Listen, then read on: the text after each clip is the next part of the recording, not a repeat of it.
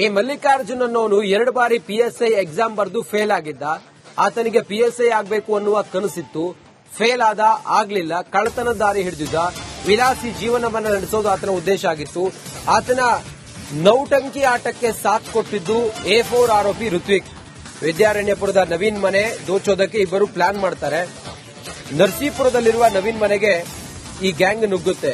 ನೀನು ಗಾಂಜಾ ಮಾರ್ತಿದ್ದೀಯ ಎಂದು ನವೀನ್ ಮೇಲೆ ಹಲ್ಲೆ ಮಾಡ್ತಾರೆ. ಲಾಠಿ, ಕಬ್ಬಿಣದ ರಾಡ್ನಿಂದ ಹಲ್ಲೆ ಮಾಡ್ತಾರೆ. ರಾಬರಿ ಗ್ಯಾಂಗ್ ಆನಂತರ ಆತನ ಮನೆಯಲ್ಲಿದ್ದಂತಹ ವಸ್ತುಗಳನ್ನೆಲ್ಲ ಕದಿಯುತ್ತೆ. 1.5 ಲಕ್ಷಕ್ಕೂ ಹೆಚ್ಚು ಹಣವನ್ನು ದೋಚಿ ಅಲ್ಲಿಂದ ಪರಾರಿಯಾಗ್ತಾರೆ.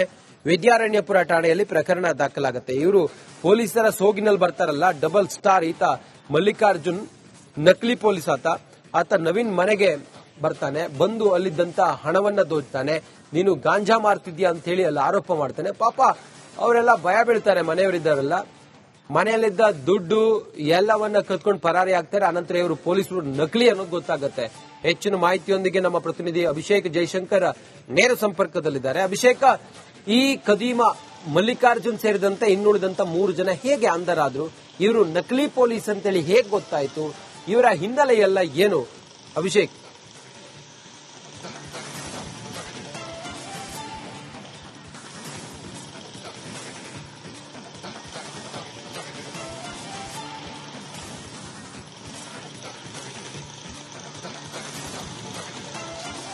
ಎಸ್, ಮಲ್ಲಿಕಾರ್ಜುನ್ ಅನ್ನುವಂತಹ ವ್ಯಕ್ತಿ ಏನಿದ್ದಾನೆ ಈ ರೀತಿ ಕೃತ್ಯಕ್ಕೆ ರೂವಾರಿ ಅಂತಾನೆ ಹೇಳ್ಬೋದು.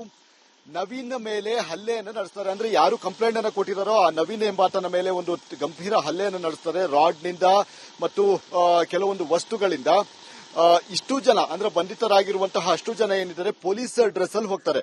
ಇಲ್ಲಿ ಗಮನಿಸಬೇಕಾಗಿರುವಂತದ್ದು ಬೇಸಿಕ್ ಇದು ಒಂದು ಕಾಮನ್ ಸೆನ್ಸ್ ಅಂತಾನೆ ಹೇಳ್ಬೋದು. ಯಾಕಂದ್ರೆ ಗಡ್ಡ ಬಿಟ್ಟು ಕೂದಲು ಬಿಟ್ಟು ಯಾರು ಕೂಡ ಪೊಲೀಸ್ ಮಾಡೋದಕ್ಕೆ ಇದಾಗೋದಿಲ್ಲ. ಒಂದು ಶಿಸ್ತಿನ ಇಲಾಖೆ ಆಗಿರುವಂತದ್ದು. ಹೀಗಾಗಿ ಯಾರೇ ಬಂದ್ರು ಅವರನ್ನ ನಂಬಿ ಬಿಡಬಹುದಾದಂತಹ ಒಂದಷ್ಟು ಸಂದರ್ಭಗಳನ್ನ ಜನರು ಕೂಡ ಅದನ್ನ ಅರ್ಥ ಮಾಡ್ಕೊಳ್ಬೇಕಾಗುತ್ತೆ. ಹೀಗೆ ಬಂದಂತಹ ಸಂದರ್ಭದಲ್ಲಿ ತಾನು ಪೊಲೀಸ್, ನಿಮ್ ಮನೇಲಿ ಗಾಂಜಾ ಇದೆ, ನಿನ್ನನ್ನು ಅರೆಸ್ಟ್ ಮಾಡ್ತೀನಿ ಅಂತ ಹೇಳಿ ಏಕಾಏಕಿ ಬೆದರಿಕೆಯನ್ನ ಹಾಕ್ತಾರೆ.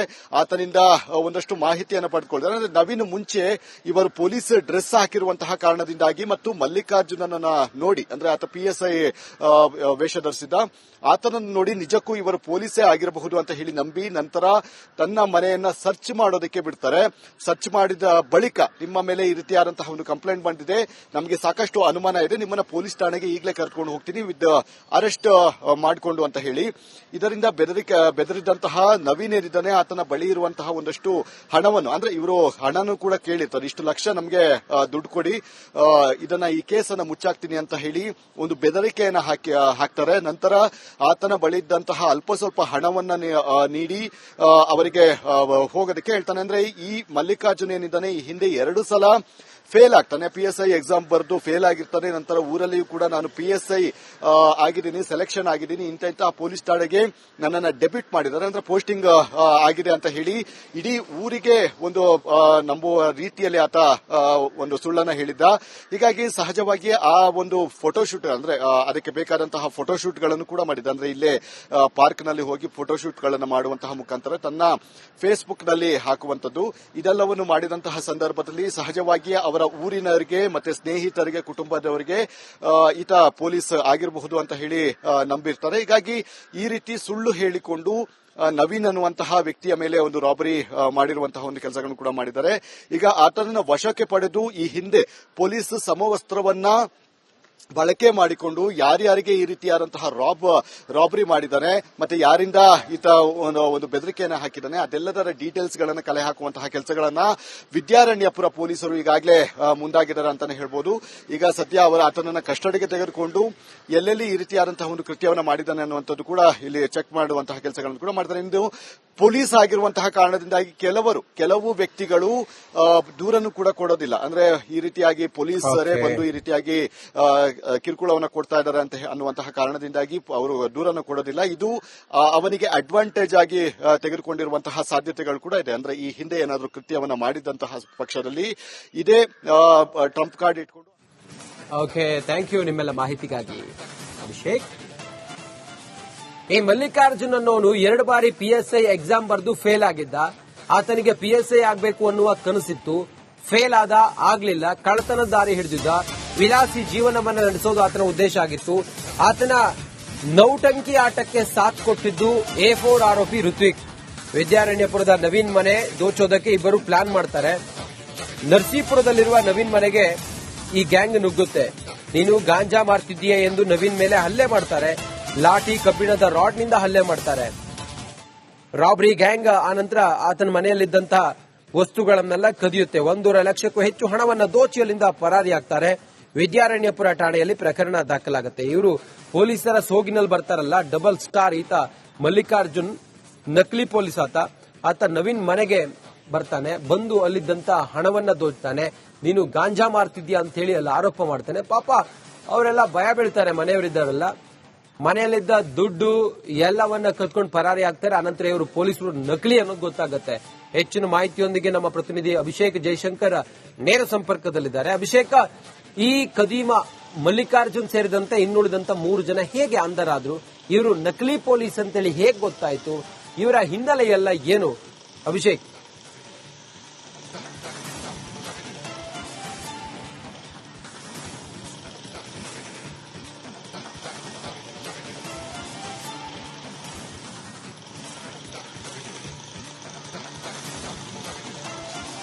ಎಸ್, ಮಲ್ಲಿಕಾರ್ಜುನ್ ಅನ್ನುವಂತಹ ವ್ಯಕ್ತಿ ಏನಿದ್ದಾನೆ ಈ ರೀತಿ ಕೃತ್ಯಕ್ಕೆ ರೂವಾರಿ ಅಂತಾನೆ ಹೇಳ್ಬೋದು. ನವೀನ್ ಮೇಲೆ ಹಲ್ಲೆಯನ್ನು ನಡೆಸ್ತಾರೆ. ಅಂದ್ರೆ ಯಾರು ಕಂಪ್ಲೇಂಟ್ ಅನ್ನು ಕೊಟ್ಟಿದ್ದಾರೋ ಆ ನವೀನ್ ಎಂಬಾತನ ಮೇಲೆ ಒಂದು ಗಂಭೀರ ಹಲ್ಲೆಯನ್ನು ನಡೆಸ್ತಾರೆ. ರಾಡ್ನಿಂದ ಮತ್ತು ಕೆಲವೊಂದು ವಸ್ತುಗಳಿಂದ. ಇಷ್ಟು ಜನ ಅಂದ್ರೆ ಬಂಧಿತರಾಗಿರುವಂತಹ ಅಷ್ಟು ಜನ ಏನಿದ್ದಾರೆ ಪೊಲೀಸ್ ಡ್ರೆಸ್ ಅಲ್ಲಿ ಹೋಗ್ತಾರೆ. ಇಲ್ಲಿ ಗಮನಿಸಬೇಕಾಗಿರುವಂತದ್ದು ಬೇಸಿಕ್ ಇದೊಂದು ಕಾಮನ್ ಸೆನ್ಸ್ ಅಂತಾನೆ ಹೇಳ್ಬೋದು. ಯಾಕಂದ್ರೆ ಗಡ್ಡ ಬಿಟ್ಟು ಕೂದಲು ಬಿಟ್ಟು ಯಾರು ಕೂಡ ಪೊಲೀಸ್ ಮಾಡೋದಕ್ಕೆ ಇದಾಗೋದಿಲ್ಲ. ಒಂದು ಶಿಸ್ತಿನ ಇಲಾಖೆ ಆಗಿರುವಂತದ್ದು. ಹೀಗಾಗಿ ಯಾರೇ ಬಂದ್ರು ಅವರನ್ನ ನಂಬಿ ಬಿಡಬಹುದಾದಂತಹ ಒಂದಷ್ಟು ಸಂದರ್ಭಗಳನ್ನ ಜನರು ಕೂಡ ಅದನ್ನ ಅರ್ಥ ಮಾಡ್ಕೊಳ್ಬೇಕಾಗುತ್ತೆ. ಹೀಗೆ ಬಂದಂತಹ ಸಂದರ್ಭದಲ್ಲಿ ತಾನು ಪೊಲೀಸ್, ನಿಮ್ ಮನೇಲಿ ಗಾಂಜಾ ಇದೆ, ನಿನ್ನನ್ನು ಅರೆಸ್ಟ್ ಮಾಡ್ತೀನಿ ಅಂತ ಹೇಳಿ ಏಕಾಏಕಿ ಬೆದರಿಕೆಯನ್ನ ಹಾಕ್ತಾರೆ. ಆತನಿಂದ ಒಂದಷ್ಟು ಮಾಹಿತಿಯನ್ನು ಪಡೆದುಕೊಳ್ತಾರೆ. ಅಂದ್ರೆ ನವೀನ್ ಮುಂಚೆ ಇವರು ಪೊಲೀಸ್ ಡ್ರೆಸ್ ಹಾಕಿರುವಂತಹ ಕಾರಣದಿಂದಾಗಿ ಮತ್ತು ಮಲ್ಲಿಕಾರ್ಜುನನ್ನ ನೋಡಿ, ಅಂದ್ರೆ ಆತ PSI ವೇಷ ಧರಿಸಿದ್ದ, ಆತನನ್ನು ನೋಡಿ ನಿಜಕ್ಕೂ ಇವರು ಪೊಲೀಸೇ ಆಗಿರಬಹುದು ಅಂತ ಹೇಳಿ ನಂಬಿ ನಂತರ ತನ್ನ ಮನೆಯನ್ನ ಸರ್ಚ್ ಮಾಡೋದಕ್ಕೆ ಬಿಡ್ತಾರೆ. ಸರ್ಚ್ ಮಾಡಿದ ಬಳಿಕ ನಿಮ್ಮ ಮೇಲೆ ಈ ರೀತಿಯಾದಂತಹ ಒಂದು ಕಂಪ್ಲೇಂಟ್ ಬಂದಿದೆ, ನಮಗೆ ಸಾಕಷ್ಟು ಅನುಮಾನ ಇದೆ, ನಿಮ್ಮನ್ನ ಪೊಲೀಸ್ ಠಾಣೆಗೆ ಈಗಲೇ ಕರ್ಕೊಂಡು ಹೋಗ್ತೀನಿ ವಿತ್ ಅರೆಸ್ಟ್ ಮಾಡಿಕೊಂಡು ಅಂತ ಹೇಳಿ ಇದರಿಂದ ಬೆದರಿದಂತಹ ನವೀನ್ ಏನಿದ್ದಾನೆ ಆತನ ಬಳಿ ಇರುವಂತಹ ಒಂದಷ್ಟು ಹಣವನ್ನು, ಅಂದ್ರೆ ಇವರು ಹಣನೂ ಕೂಡ ಕೇಳಿರ್ತಾರೆ, ಇಷ್ಟು ಲಕ್ಷ ನಮಗೆ ದುಡ್ಡು ಕೊಡಿ, ಈ ಕೇಸನ್ನ ಮುಚ್ಚಾಕ್ತೀನಿ ಅಂತ ಹೇಳಿ ಒಂದು ಬೆದರಿಕೆಯನ್ನ ಹಾಕ್ತಾರೆ. ನಂತರ ಆತನ ಬಳಿ ಇದ್ದಂತಹ ಅಲ್ಪ ಸ್ವಲ್ಪ ಹಣವನ್ನ ನೀಡಿ ಅವರಿಗೆ ಹೋಗೋದಕ್ಕೆ ಹೇಳ್ತಾನೆ. ಅಂದ್ರೆ ಈ ಮಲ್ಲಿಕಾರ್ಜುನ್ ಏನಿದ್ದಾನೆ ಈ ಹಿಂದೆ 2 ಸಲ ಫೇಲ್ ಆಗ್ತಾನೆ. PSI ಎಕ್ಸಾಮ್ ಬರೆದು ಫೇಲ್ ಆಗಿರ್ತಾನೆ. ನಂತರ ಊರಲ್ಲಿಯೂ ಕೂಡ ನಾನು PSI ಆಗಿದ್ದೀನಿ, ಸೆಲೆಕ್ಷನ್ ಆಗಿದ್ದೀನಿ, ಇಂಥ ಪೊಲೀಸ್ ಠಾಣೆಗೆ ನನ್ನನ್ನು ಡೆಬ್ಯೂಟ್ ಮಾಡಿದ್ದಾರೆ, ಅಂದ್ರೆ ಪೋಸ್ಟಿಂಗ್ ಆಗಿದೆ ಅಂತ ಹೇಳಿ ಇಡೀ ಊರಿಗೆ ಒಂದು ನಂಬುವ ರೀತಿಯಲ್ಲಿ ಆತ ಒಂದು ಸುಳ್ಳನ್ನ ಹೇಳಿದ್ದ. ಹೀಗಾಗಿ ಸಹಜವಾಗಿ ಆ ಒಂದು ಫೋಟೋಶೂಟ್, ಅಂದ್ರೆ ಅದಕ್ಕೆ ಬೇಕಾದಂತಹ ಫೋಟೋಶೂಟ್ ಗಳನ್ನು ಕೂಡ ಮಾಡಿದ್ದ. ಅಂದ್ರೆ ಇಲ್ಲೇ ಪಾರ್ಕ್ ನಲ್ಲಿ ಹೋಗಿ ಫೋಟೋಶೂಟ್ ಗಳನ್ನು ಮಾಡುವಂತಹ ಮುಖಾಂತರ ತನ್ನ ಫೇಸ್ಬುಕ್ ನಲ್ಲಿ ಹಾಕುವಂತದ್ದು, ಇದೆಲ್ಲವನ್ನು ಮಾಡಿದಂತಹ ಸಂದರ್ಭದಲ್ಲಿ ಸಹಜವಾಗಿ ಅವರ ಊರಿನವರಿಗೆ ಮತ್ತೆ ಸ್ನೇಹಿತರಿಗೆ, ಕುಟುಂಬದವರಿಗೆ ಈತ ಪೊಲೀಸ್ ಆಗಿರಬಹುದು ಅಂತ ಹೇಳಿ ನಂಬಿರ್ತಾರೆ. ಹೀಗಾಗಿ ಈ ರೀತಿ ಸುಳ್ಳು ಹೇಳಿಕೊಂಡು ನವೀನ್ ಅನ್ನುವಂತಹ ವ್ಯಕ್ತಿಯ ಮೇಲೆ ಒಂದು ರಾಬರಿ ಮಾಡಿರುವಂತಹ ಒಂದು ಕೆಲಸಗಳನ್ನು ಕೂಡ ಮಾಡಿದ್ದಾರೆ. ಈಗ ಆತನನ್ನು ವಶಕ್ಕೆ ಪಡೆದು ಈ ಹಿಂದೆ ಪೊಲೀಸ್ ಸಮವಸ್ತ್ರವನ್ನ ಬಳಕೆ ಮಾಡಿಕೊಂಡು ಯಾರ್ಯಾರಿಗೆ ಈ ರೀತಿಯಾದಂತಹ ರಾಬರಿ ಮಾಡಿದ್ದಾನೆ ಮತ್ತೆ ಯಾರಿಂದ ಈತ ಒಂದು ಬೆದರಿಕೆಯನ್ನು ಹಾಕಿದ್ದಾನೆ ಅದೆಲ್ಲದರ ಡೀಟೇಲ್ಸ್ ಗಳನ್ನ ಕಲೆ ಹಾಕುವಂತಹ ಕೆಲಸಗಳನ್ನ ವಿದ್ಯಾರಣ್ಯಪುರ ಪೊಲೀಸರು ಈಗಾಗಲೇ ಮುಂದಾಗಿದ್ದಾರೆ ಅಂತಾನೆ ಹೇಳ್ಬೋದು. ಈಗ ಸದ್ಯ ಆತನನ್ನ ಕಸ್ಟಡಿಗೆ ತೆಗೆದುಕೊಂಡು ಎಲ್ಲೆಲ್ಲಿ ಈ ರೀತಿಯಾದಂತಹ ಒಂದು ಕೃತ್ಯವನ್ನು ಮಾಡಿದ್ದಾನೆ ಅನ್ನುವಂಥದ್ದು ಕೂಡ ಇಲ್ಲಿ ಚೆಕ್ ಮಾಡುವಂತಹ ಕೆಲಸಗಳನ್ನು ಕೂಡ ಮಾಡಿದ್ದಾರೆ. ಇಂದು ಪೊಲೀಸ್ ಆಗಿರುವಂತಹ ಕಾರಣದಿಂದಾಗಿ ಕೆಲವು ವ್ಯಕ್ತಿಗಳು ದೂರನ್ನು ಕೂಡ ಕೊಡೋದಿಲ್ಲ. ಅಂದ್ರೆ ಈ ರೀತಿಯಾಗಿ ಪೊಲೀಸರೇ ಬಂದು ಈ ರೀತಿಯಾಗಿ ಕಿರುಕುಳವನ್ನು ಕೊಡ್ತಾ ಇದ್ದಾರೆ ಅಂತ ಅನ್ನುವಂತಹ ಕಾರಣದಿಂದಾಗಿ ಅವರು ದೂರನ್ನು ಕೊಡೋದಿಲ್ಲ. ಇದು ಅವನಿಗೆ ಅಡ್ವಾಂಟೇಜ್ ಆಗಿ ತೆಗೆದುಕೊಂಡಿರುವಂತಹ ಸಾಧ್ಯತೆಗಳು ಕೂಡ ಇದೆ. ಅಂದ್ರೆ ಈ ಹಿಂದೆ ಏನಾದರೂ ಕೃತ್ಯವನ್ನ ಮಾಡಿದಂತಹ ಪಕ್ಷದಲ್ಲಿ ಇದೇ ಟ್ರಂಪ್ ಕಾರ್ಡ್ ಇಟ್ಕೊಂಡು. ಓಕೆ, ಥ್ಯಾಂಕ್ ಯು ನಿಮ್ಮೆಲ್ಲ ಮಾಹಿತಿಗಾಗಿ ಅಭಿಷೇಕ್.